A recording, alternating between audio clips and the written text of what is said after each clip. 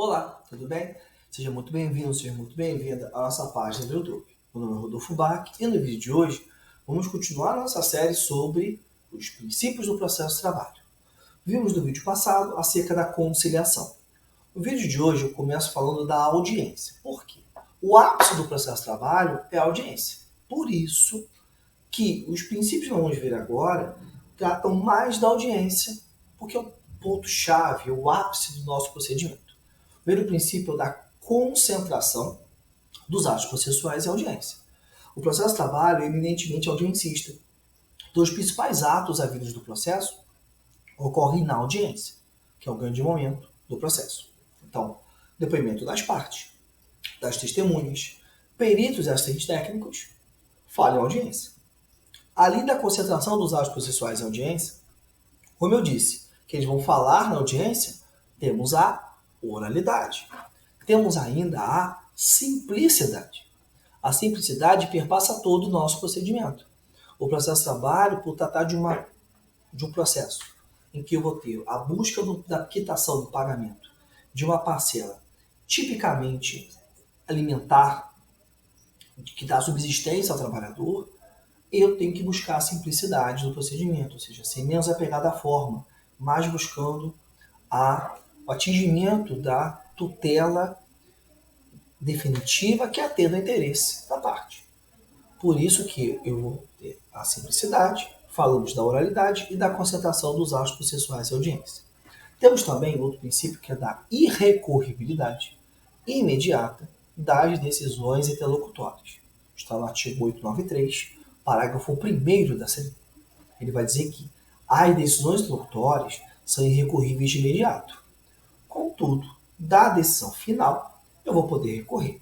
Ou seja, a decisão interlocutória é como se ela irradiasse, como se ela fosse irradiada pela sentença. Ou seja, a sentença ela vai irradiar as decisões interlocutórias ocorridas antes da sentença. Então, eu tenho a sentença aqui, todas as decisões interlocutórias havidas antes da sentença vão ser irradiadas, vão ser atraídas pela sentença.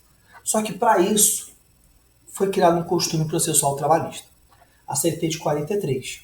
Nós não tínhamos o Código de Processo Civil da forma que pensamos em 73, que tínhamos a figura do agravo para atacar decisão interlocutória, da sua grande maioria. Então, no processo de trabalho, se cunhou o costume processual do protesto antipreclusivo. O que é isso?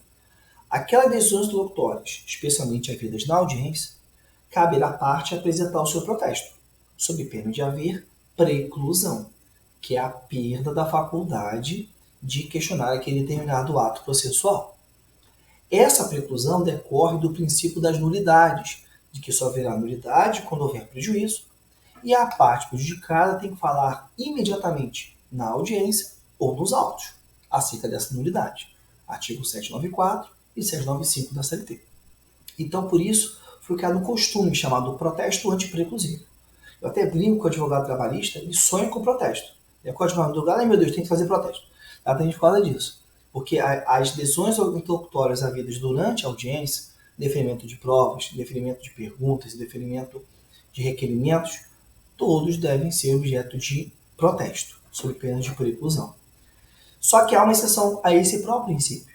Algumas exceções, mas a principal delas é a exceção de competência. Até brinco. Então, a exceção é a exceção. Vou explicar. 2 exemplos. Primeiro exemplo. Uma exceção de competência no seguinte processo. Eu sou de Niterói. Como bom residente de Niterói, eu falo sempre assim. Moro em Niterói. Vamos supor que eu movi uma ação em São Gonçalo. Tá? Movi em São Gonçalo porque eu trabalho lá. Agora, vamos inverter o cenário? Eu moro em Niterói, trabalho em São Gonçalo. Só que eu movo a ação em Niterói. Como o foro do local da prestação de serviços é que define a competência, eu movi a ação no lugar errado. Era para ser movido em São Gonçalo, porque eu trabalho lá, mas eu movi em Niterói. Neste caso, a empresa, sabedora que eu trabalhava em São Gonçalo, vai apresentar uma exceção de competência relativa, ou exceção de competência em razão do lugar, nos termos do artigo 800 da CLT. Diz a CLT que, apresentada a exceção, o processo é suspenso, Para quê? Para se julgar a exceção.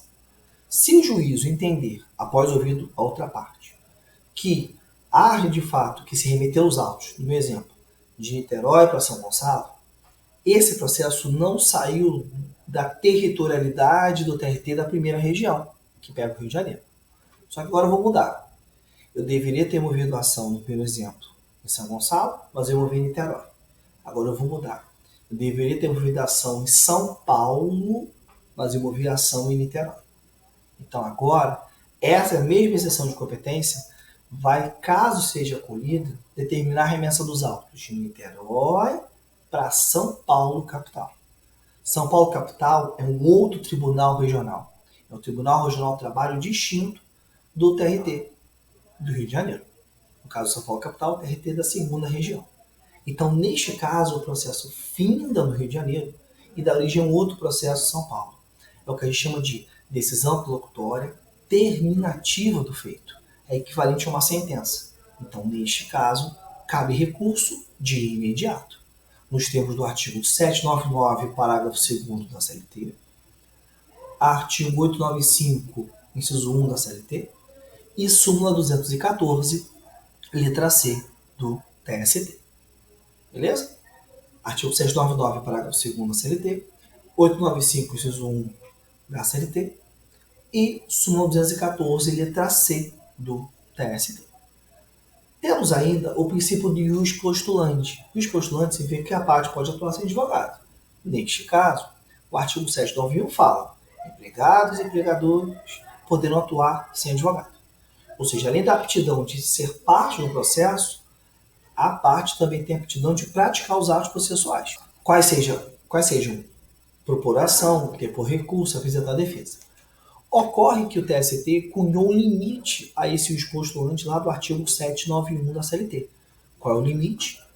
Os recursos de competência originária do TST, ação incisória, ação cautelar, mandado de segurança. É a súmula 425 do TST. Então, repetindo, ação cautelar, ação incisória, mandado de segurança, recursos de competência originária do TST, tem que ter advogado. Além disso, temos também a hipótese da homologação de acordo extrajudicial. Nessa hipótese do HTE, a parte deverá atuar com o seu advogado, ou seja, eu tenho empregado e empregador que fazem um acordo extrajudicial para pagar, por exemplo, verbas decisórias e horas extras. Cada um tem que ter seu advogado, ou seja, um advogado pelo trabalhador e um advogado pela empresa. Cada um deles faz o requerimento, pessoa chamada de requerente, sob pena de haver a tergiversação, caso o mesmo advogado atue por ambas as partes. Isso é um crime.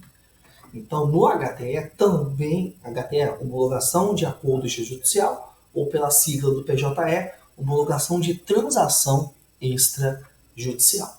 Nesse caso, também tem que ter advogado, ou seja, é obrigatória a presença de advogado, e diz a CLT no artigo 855-B de bola, que o advogado pode ser do seu sindicato. Lembrando que esse procedimento do HTE está lá a partir do artigo 855-B, C e D. Beleza, pessoal? Tranquilo?